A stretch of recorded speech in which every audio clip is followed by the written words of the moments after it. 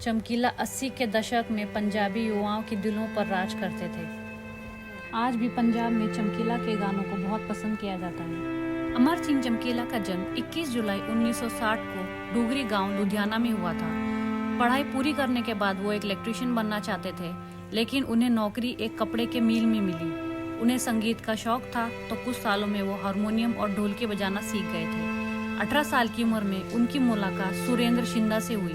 फिर सुरेंद्र और अमर ने एक साथ काम करना शुरू कर दिया। अमर सिंह ने अपने नाम के आगे चमकीला लगा लिया था, जिसके बाद कुछ ही समय में उनकी शादी भी हो गई थी। शादी हुई तो घर की जिम्मेदारियां भी बढ़ गई थी, पर तब तक वो कुछ खास नहीं करते थे। वो ज्यादातर सुरेंद्र के लिए गाने लिखा करते थे। पैसों की जरूरत के कारण उन्होंने सोलो परफॉर्मेंस देना शुरू कर दिया। अपने गानों में वो अक्सर दुनिया की सच्चाई लोगों के सामने रखते थे। इसी के चलते लोगों को उनका गाना पसंद आने लगा। कुछ समय बाद चमकीला ने सोनिया शिंदा के साथ मिलकर स्टेज परफॉर्मेंस देना शुरू किया। दरअसल सोनिया शिंदा सुरेंद्र शिंदा के साथ गाया करती थी, लेकिन सुरेंद्र जब कनाडा के टूर पर गए थे तब वो अपने साथ एक और लोकप्रिय सिंगर गुलशन कोमल को ले गए थे, जिसके चलते सोनिया ने चमकीला को कहा कि वो अपने एल्बम रिकॉर्ड करें। उसके बाद उन्होंने एक और सिंगर के साथ काम किया था, जिसका नाम था मिस उषा। उसी साल उन्होंने अमरजोत के साथ भी काम किया था। अमरजोत खुद भी काफी लोकप्रिय थी। कुलदीप मानक जैसे जाने माने सिंगर के साथ भी वो काम कर चुकी थी, जिसके बाद जल्द ही ये जोड़ी हिट हो गई थी। इस लोकप्रियता को बरकरार रखने के लिए अमर सिंह चमकीला ने 23 मई 1983 में अमरजोत के साथ दूसरी शादी की थी। देखा जाए तो उनके सितारे इस शादी के बाद ही चमक उठे, क्योंकि शादी के कुछ ही साल में उन्होंने कई गाने रिकॉर्ड कर लिए और साथ ही वो कनाडा, यूएस, दुबई और बहरीन जैसे देशों में लाइव परफॉर्मेंस देकर आए। उनका करियर चमक उठा, जिसके चलते उन्होंने लोगों की शादियों में भी परफॉर्म करना शुरू कर दिया। उस समय वो 4000 रुपये लिया करते थे।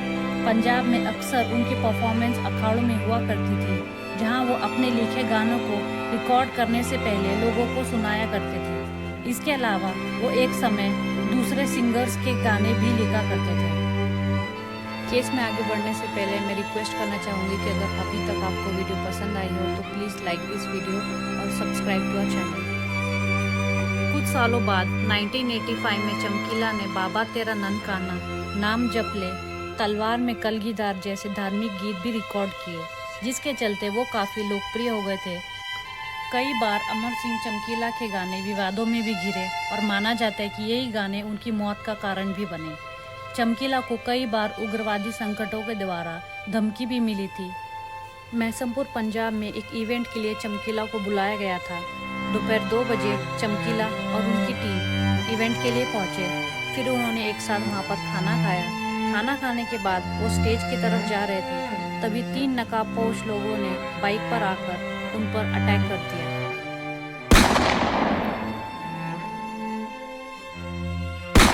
चमकीला के साथ उनकी वाइफ को भी मार दिया गया था और उनके बैंड के 2 लोगों को भी गोली मार दी गई थी। ये सच कभी सामने नहीं आ पाया कि आखिर चमकीला को क्यों मारा गया था।